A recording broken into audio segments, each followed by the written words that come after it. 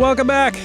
It's Star Wars Minute, the daily podcast where we analyze, scrutinize, and celebrate the Star Wars movies 1 minute at a time. I'm Pete the Retailer from PeteTheRetailer.com. I'm Alex Robinson from AlexRobinson.fun. I'm Heather Antos from HeatherAntos.com. It's me. Yeah. It's you. Oh, that Heather Antos. Yeah. Well, thanks for joining us again, Heather. Happy to have you here. Thank you so much for having me. It's been a wild ride, literally. Yeah. We're literally hanging on by the magnets on our boots. Well, we aren't. Well, I am. I don't know what you guys. Oh, sorry. Are you a range trooper? Yeah, I forgot to tell you guys to turn those on, but hey, we're in minute 34 of Solo, a Star Wars party. 34 starts with Val spotting a gang of marauders, and it ends with Han just disconnecting. He's had enough. He's pulling the plug. Boring conversation anyway. Yeah.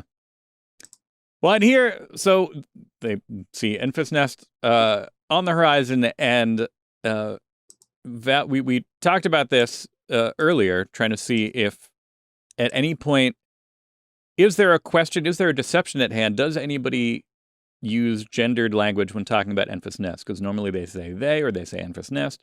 But here, very, very clearly, Val says he's coming. Yeah. So it is generally perceived that Enfys Nest is a man, as far as we can tell. I have a follow-up to that. Sure. So is that a reflection of a conscious subterfuge on Empty Nest's part? Or is this just an example of sexism and like, oh, we all assume that the leader of this Marauders must be a man in universe? You know what I mean? Is Empty Nest purposely trying to make people think she's a man for some reason? Either because it'll intimidate people or because of whatever? I don't think so. I mean, she has that thing on her voice box. It's all, oh, let me know what's going on, so. Yeah, I don't know if that's an intentional, if that's just to disguise her voice or if that's just to make people think that. And she's like, oh, I didn't realize it was set on manly setting. There you go. Now I fixed it. Now this is how I normally talk. I'd be very curious the canonical reasonings behind that because, like you can go into like brand reasonings and obviously it's Lucasfilm just trying to red herring us, right? But like, I'd be very curious what that is. Like, is it supposed to be like Enfys Nest is supposed to be a symbol? It's not supposed to be a person. It's supposed to be like a thing bigger than all of us. Like, you know, or is it like a safety security thing? Like that could very well be true too. Or it could be like, hey, I found this voice box. It sounds real rad. Like, let's do this, right? Like every single mission is hitting a different thing. Like, check this one's got reverb. Like, I'm Enfys Nest. Echoey. The visual guide. Hold it up. The official guide. Definitely, they don't show her with her helmet off.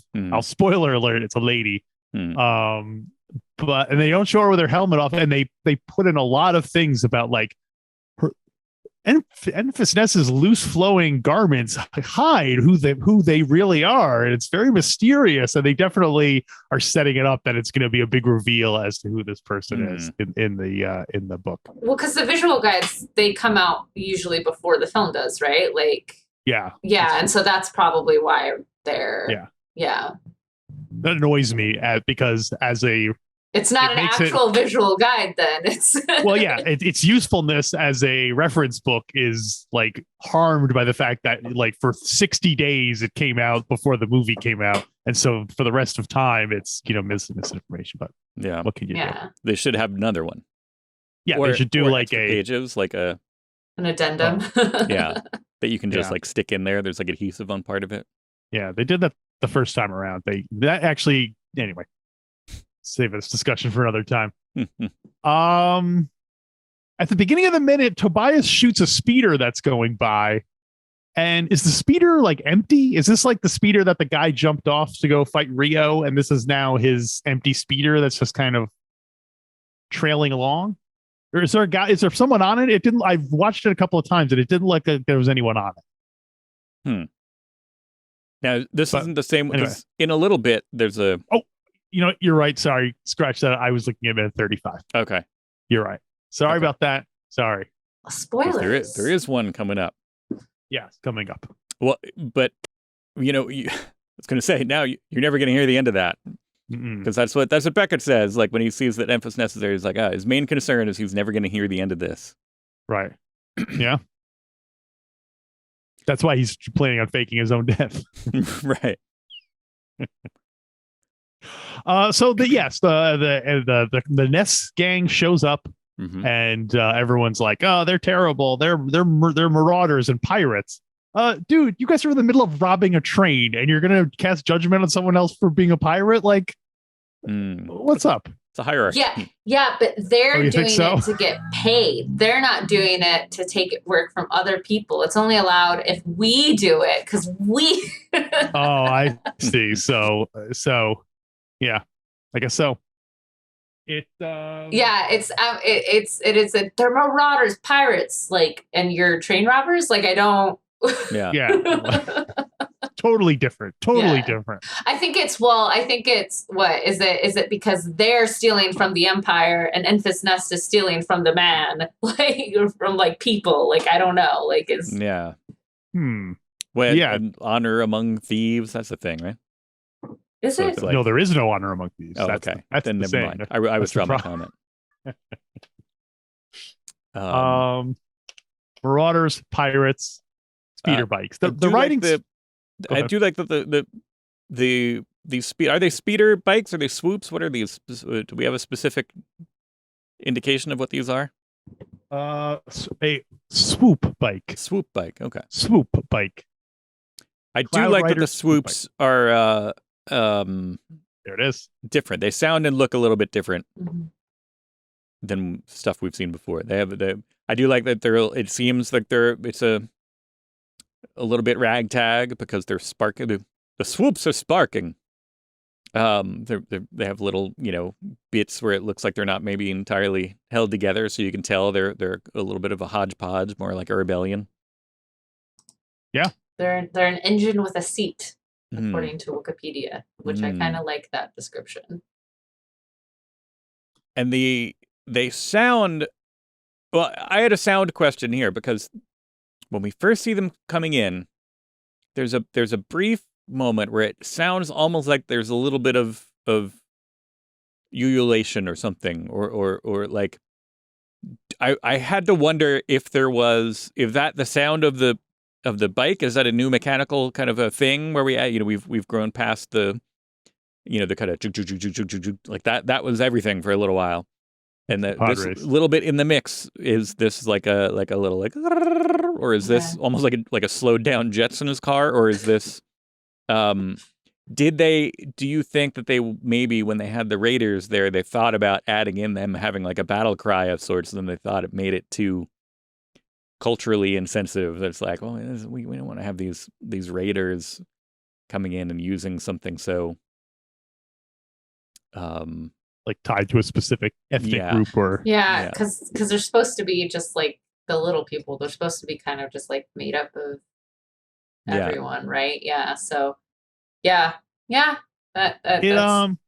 did make a note that I could swear on the soundtrack that I heard like what sounded like children singing, and maybe I'm going nuts, but did anyone else notice that?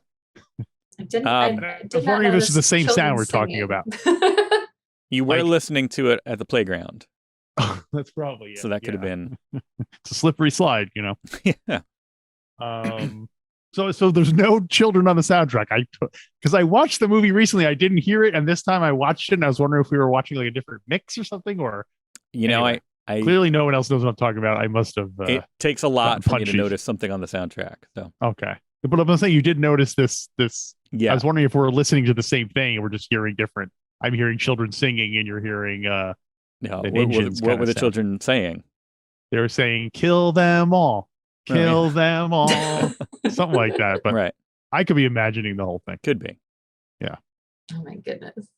What do you think of Enfys Nest's design? Because Enfys Nest comes swooping in here and we see talking and stuff, right? Yeah. That's the spin. I'm not making it up.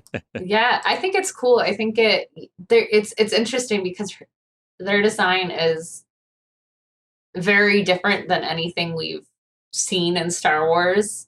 But there is something that it still feels very Star Wars to me, and I don't really know how to explain like what specifically, because it does come across as like a very exotic or ethnic inspired design in some way. Like the design comes from a very specific culture, but it's intimidating. I think it does the job.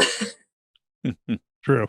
Yeah, it does. I agree. It does look like it's definitely other, but it's definitely within Star Wars. It's got some Star Wars raw materials, like shapes to it. Yeah. Well, one of the things I really like about the design, I do like the design, and one of the things I like about it is that it reminds me of the Tusken Raiders. I guess we're allowed to say that now because that's what Canonical, Boba Fett called them in the show. Right. It looks organic, but it's all fake stuff. Like it looks almost like the same thing with Bush's design too. It looks almost like kind of animal-y, but also it's obviously made out of all fake stuff. So I think that's what's cool about it. One thing I don't like about it is that I think it's too similar to Moloch's design from earlier in the movie. Moloch was another kind of hooded guy with a metal sort of mask face. And I think when I first saw this movie, I thought Empty Nest was Moloch. Because why else would they have all those characters at the beginning if they weren't going to come back in the rest of the movie? So I thought this was Moloch. So, but again, I think it's a really cool design. I think and I also think Moloch's a really cool design, but I think like they should be in different movies. So it's not the same. We see a totally different looking thing for one of them as opposed to having them both. But yes, I do like the design. Yeah, I think that makes sense. What I do like about the design is that it looks like very true to Star Wars. It looks like someone just put this together out of a pile of junk they found, which that's a very organically Star Wars design choice. Yeah, totally. So that's really cool. Yeah, and I do. I also want to shout out the rest of the gang. Looks similar-ish, but different. Like we get. Is it in this? Oh, it might be in the next one. Might be jumping ahead, but we as we see closer views of some other members of the gang, they have a similar vibe where it's like they look like they're part of the same gang, but they're different enough that it's not like clones. Wrong show. Are there pictures of some of the other members of the gang in the book? There are indeed. All right. That's good. We'll talk about those tomorrow. Yeah. We're going to need it. Here's also another thing that I found kind of confusing the first time I watched the movie, and I still think it's weird.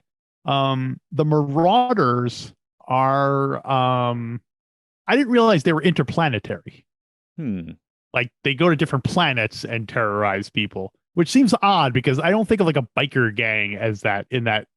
You know what I mean? They seem like a biker gang. They should be a local based thing as opposed to like, what do they put all their stuff in a big pickup truck and drive to another planet? It seems so like small time to be doing like, or just weird. Like you're either a land based attacking thing or you go in spaceships and do stuff. It seems weird to go back and forward, but that could just be. So I thought this was the same planet that Dryden Voss was on later, but it's not, right? I don't think so.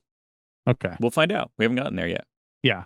So are there notes in there about how they get from planet to planet? No. They don't all just ride on their motorcycles from planet to planet, right? Doesn't say. You would assume not, but yeah. Maybe have like a bubble, like a force field, like one of those Jar Jar Binks bubbles, and they fly through space. You wouldn't like that? No. What if they were hooked up to a giant tentacle monster, which pulled them like through a space? Like a sleigh. Have we seen that yet? Like a chariot? I guess Anakin cooked one up in. I guess there was a chariot in the Dothraki arena in Attack of the Clones. They get pulled out into the arena. So. Yeah. And then I'm trying to think. That I'm okay Empty with. Nest.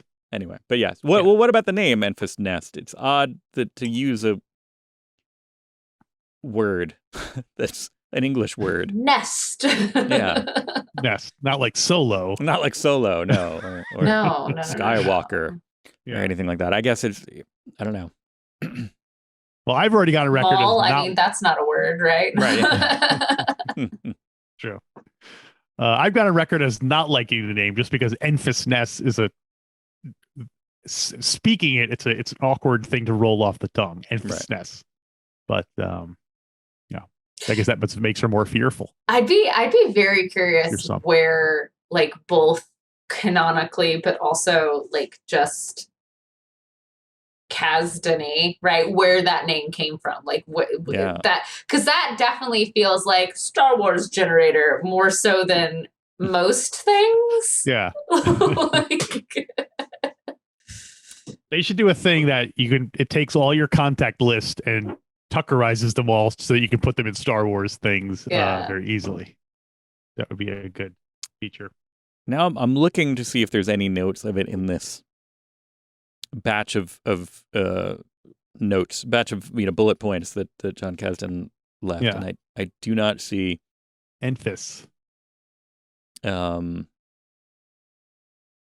It seems like that would be a thing that they would go into, but it's Enfys. Like that's a very like intentional. Yeah, it's just such an intentional name that it just makes no sense. Like somebody put work into making that name, or maybe not. Maybe it's just the type of thing that what was it? Scarif was just because Gareth Edwards went to Starbucks and they got his name wrong. So that's maybe it's that kind of a thing that they. I think Jake Kasdan went to Starbucks and they're like Enfys Nest. Apparently, it's a Welsh name. Maybe I think I would like the Enfys Nest storyline better. Not better, but it might be an interesting wrinkle if they did that thing that we've talked about with Boba Fett, where there was a real tough guy named Enfys Nest, and this person just kind of took over the persona to be more fearsome. But the Dread Pirate Robert situation. Right, exactly. Right. Yeah. So the DPRS. I could see that, but I could also see that being people thinking that's trope. I don't know, but either way, I don't know.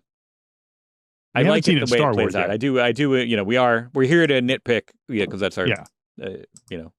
It's Enfys is the Welsh word for rainbow. So there you go. Rainbow Nest. And Nest is Welsh also for pure. So pure rainbow. That's pure rainbow. There you go. I'm going to start calling her Pure Rainbow. That segues nicely into my comment on the name of their gang, or the Cloud Riders. Yeah, that sounds so. The Cloud Riders. Pure Rainbow and the Cloud Riders totally sounds like something. That's a Star Wars band name right there. Oh yeah, there you go. That does seem like something like My Little Pony would. Yeah, it sounds like something that I wouldn't admit that I watched on Saturday mornings when I was like 9, but I did really. The Cloud Riders. Well, compared to the Pokey train, which only goes along at 55 miles an hour, the Cloud Riders go along at a zippy 375 miles per hour. Whoa. That's 600 kilometers per hour for UP. Well, so they could, like you said, they could probably lap this train very easily. Yeah. That explains. That explains. Why they kind of kick everyone's butts, huh? Yeah. Why hasn't Ness attacked this train before? Why did it take? What? She doesn't have a hauler. They wanted someone else to do all the hard work for him. Oh, I thought they just blew. Anyway, I forget exactly how the outcomes, but I thought she was more about destroying the Gold Press Latinum than she was about taking it. No, don't they need it? They need it to.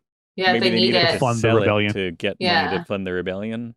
Yeah, anyway, or they need it for the rebellion. I don't remember. We'll find out later. I think it's like a both. I think she's like either we want it so we can fund the rebellion, or whatever, or at the very least, we just don't want them to have it. Like, right. Well, if that's the case, they definitely should be attacking this thing, regardless of whether or not. Do you know how many Y-wings you could buy for that? Come on, it's a whole other year. It looks like that's all I got for minute number 34. He's coming. He's coming. That was my note. Yeah. It's pretty much all I had for 34 too. Heather, anything else specific to this minute? No. You sound so disappointed. You're like, no. I'm just like, this minute left me cold and upset. No, I just like I get so confused about the intention of like a blaster bolt fire against like a ship. You know, like that's always, you know, like these swoop bikes come by and everyone and you think your single blaster bolt is going to do anything against them. I don't know. It's not really a note, but it's just I always get very confused in Star Wars movies when that happens. When it comes to shooting things? Yeah. But, you know, every once in a while, I guess it could work. So it's true. Although it's mainly probably about them feeling, you know, I'm intimidating. and just, you know, feeling futile and be like, well, I have to do, it's like honking your horn in traffic. It's like, I have to do something. It's like, well, it's not going to help, but like, zap, zap, I'll shoot the ship. I guess it kind of like stems from my irritation of when you see people do that, like in normal movies with guns and stuff. Cause like, I'm the person who's always counting the clip, right? In movies and like, you're wasting ammo, but I guess that doesn't really work as much with blasters seemingly like are unlimited, or the rules about blaster bolts and limitations on them are not consistent movies to movies. So yeah, they're kind of ill-defined. Right? Yeah.